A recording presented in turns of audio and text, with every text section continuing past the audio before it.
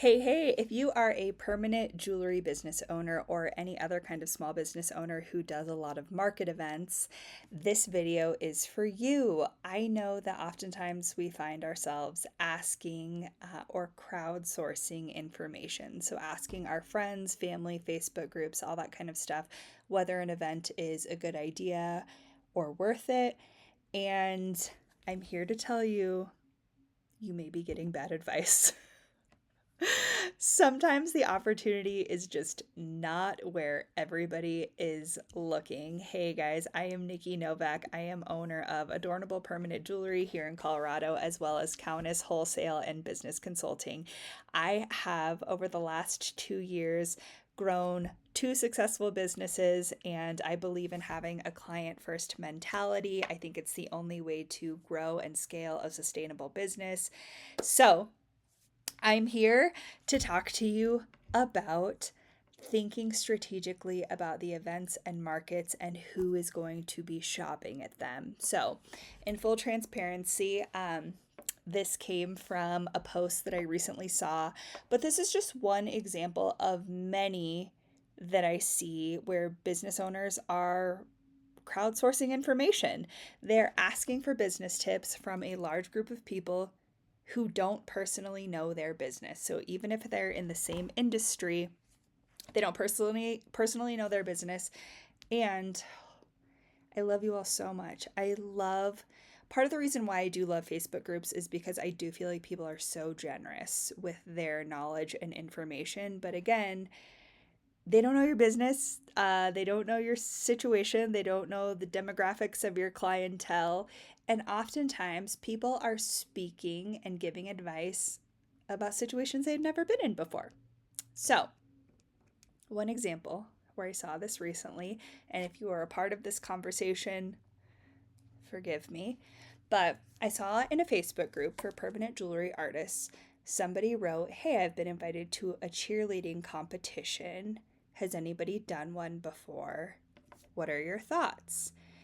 And I do cheer competitions, but just out of curiosity, and I did like comment back, but out of curiosity, I just went in to see what other people had to say, what other people's experiences are, because a cheer competition in Denver could be different than a cheer competition in Texas or somewhere else. So I don't know, curiosity got to me. So I started reading the comments, and all I kept seeing was, don't do it. Cheerleaders can't wear jewelry for their competitions. Make sure you bring lots of clasps. I do a lot of cheerleaders' jewelry and they have to wear clasps. Make sure you load up on clasps. Don't do it. It's not worth it. The cheerleaders can't get it. Blah, blah, blah, blah, blah. And I love that advice, and it is all coming from a really good place. But what I noticed is that nobody said, yeah, I have done cheer competitions, and here has been my experience. As somebody who has done permanent jewelry at plenty of cheer competitions, my experience is that it's not the cheerleaders that are getting the jewelry. So, my point with all of this, there's two points that I want to illustrate here. And the first one I'm going to talk about in another video, which is just about the value of crowdsourcing business tips, but also just kind of where to be cautious when crowdsourcing business tips. But for purposes of today's video, I want to talk about really strategically thinking about how to position yourself in markets and really thinking thoroughly about who your buyer is, because it's not always the obvious thing that you can think of. So, let's go back to talking about the cheerleading competition. When you think cheerleading competition, your immediate response is probably, "Oh my gosh, cheerleaders. Cheerleaders probably love jewelry," or "No, cheerleaders can't wear jewelry," or "They can wear jewelry, but just make sure that you bring clasps." And um or the other thing that like I thought about a lot is I was like, "Oh, I'm going to get cheerleading related charms." And it's just kind of a mistake to think that way. Ask me how I know, because the first cheerleading competition I did, I thought in my mind that I knew exactly what the customers were going to want, and I was wrong. So, most people evaluate their events based on the obvious audience. So, in this case, cheerleading competition, they think cheerleaders. There's going to be a lot of cheerleaders there. But yes, there are going to be a lot of cheerleaders there, but that doesn't make them the buyers. So, cheerleaders and I'm just using this as a competition, but apply it to any any market you're considering being at, be it, I don't know, rodeos or a concert or whatever. Like, really think about who the buyer is. So at rodeos, is it going to be the bull riders and barrel racers? Maybe, or maybe they're going to be competing. At a concert, is it going to be the musician on stage? Probably not. Who is the buyer? Same thing when you think about like wedding events and expos and stuff like that. Who's the buyer? Is it the bride or is it the bride's mom who is buying for the bride or for herself? It's just, my point is, kind of try to think outside of the obvious here and think about who is actually spending the money. So, okay, let's talk about a cheer competition. Cheer competition, it's like high emotional energy. It's a lot of cheerleaders there, but more than that, it's a lot of moms who have a lot of downtime while their kid is warming up, waiting for their turn. When they're competing, they're going to be with their kid, but after the competition, like after their kid's performance, they're sitting around waiting for awards. So it is moms, sisters, family members with a lot of downtime. Teams are celebrating. Some teams are even traveling to be there. It's long days of sitting around. And the other thing is that it's a lot of disposable income that has been allocated for that weekend. It's a high emotional time. Moms, family members, siblings, they want something to commemorate it. So, when you're considering an event, ask yourself, who has the wallet, who has the time, and who is on an emotional high? So in a cheerleading competition, who has the wallet? Mom and dad, aunts, grandparents. Who has the time? Not the cheerleader. Moms and aunts, siblings. Who is on an emotional high? Everybody is. But again, when you look at who covers all three of those things, moms, siblings, those are your buyers, not the athlete. And that framework is also going to help you think about whether an event is worth it for you or not.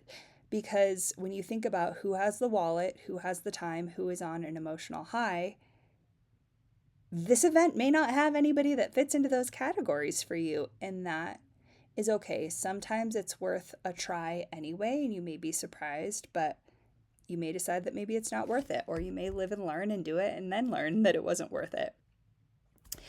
So the bigger framework here is that I want you to zoom out. This isn't about cheer competitions. This is about how to evaluate any event. So again, like, let's talk about how you can kind of filter whether or not the event has the audience that is worth it to you. So, 1, who is physically present at the event? 2, who is emotionally engaged in the event? 3, who has purchasing authority? And 4, what moment are they in? Those are the things that you should think about when you're going into an event in terms of who the audience is. From there, then you can get into more kind of strategic thinking. So think about the location of the event. Is it indoor, outdoor? How much effort is it going to be for you to tear up or tear down and set up at the beginning of the day? What are you missing out on whether you go or whether you don't go. So there's an opportunity cost no matter what decision you make. For me, I have a physical studio. So every event that I go to, I am missing out on potential appointments at my studio. But every event I don't go to, I am missing out on potential future clients and potential exposure for my business. Another thing that you should factor in is how much does the event cost? There's typically a vendor fee, and vendor fees can be in the form of just a regular flat fee, or it can be in a percentage of sales. So for me, for example, I don't know, going back to cheer competitions typically I will donate back a percentage of my sales for the day. Every once in a while, they have just a regular flat fee, but let's just say, because I'm in Denver, a lot of events, the base fee for $100 day or for a 1 day event is $100. And so I have to go back and assess how much money would I need to make at this event to justify my $100 vendor fee and me being there. And this goes back to knowing your numbers, which I've talked about in a previous video and I'll talk about in a future video. The numbers are not, this event costs me $100, so I just need to sell $100 worth of bracelets. No, because then you're not compensating for your time, you're not compensating for your costs of goods sold. So if you really know your numbers and you know your profit on each of those numbers, then you can say, oh, I need to sell X number of bracelets for that to cover my costs. But again, take advantage of the time that you're there, because it's not always about the sales that you make in that event. It's also about being in front of a captive audience. So going back to the cheer competition, yeah, I may not be able to sell to the cheerleaders that are there, but I am going to be able to sell to their moms. I am hopefully going to be able to capture their information or give them my business card so that they keep me in mind for a future special occasion, a gift for themselves, a gift for a friend or for a family member. So it's exposure for my business that hopefully will lead to future sales. I mean, there's a lot there to factor in. But when you crowdsource advice, you're not thinking, or the people that you're asking information from are not thinking about that. So crowdsourced advice just tends to focus on surface level logic. And I don't just mean in Facebook group. I mean when you ask your friends, when you ask your family members, anybody. When you're asking random people for business advice about whether or not an event is worth it, just know they likely don't have enough information about the audience or about your business to be able to make truly informed decisions. They tend to focus on the information that they have, which is very surface level. So in this situation, cheerleaders can't wear jewelry equals cheer competitions are a bad event.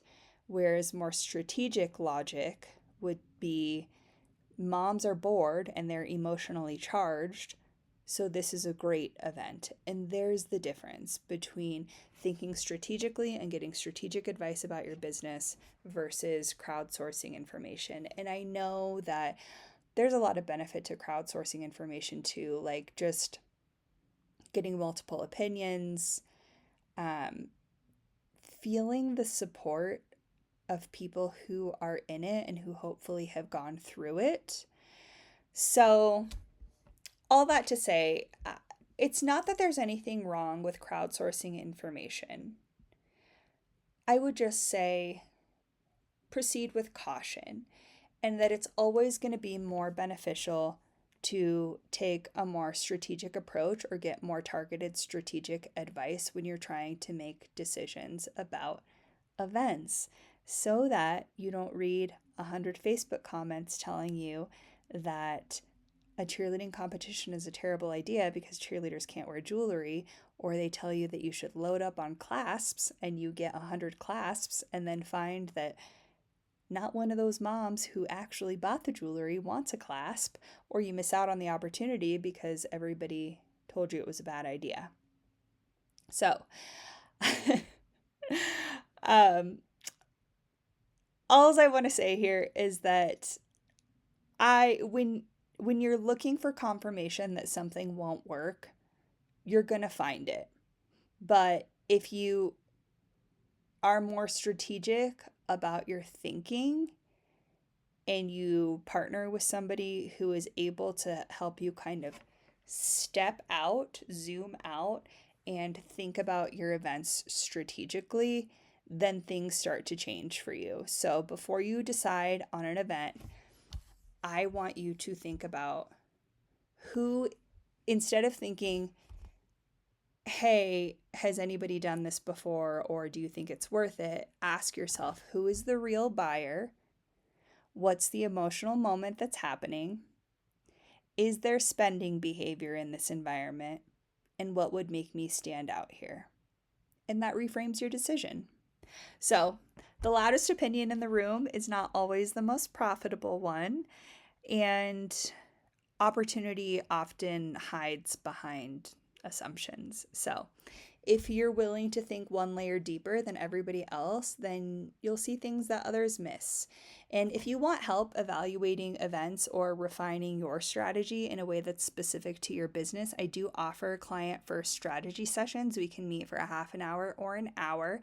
And to do that, you can shoot me an email. Again, my name is Nikki. My email address is hello@shopcountess.com. That's SHOPKAUNIS.com. Or you can go to shopcountess.com and purchase a strategy session there.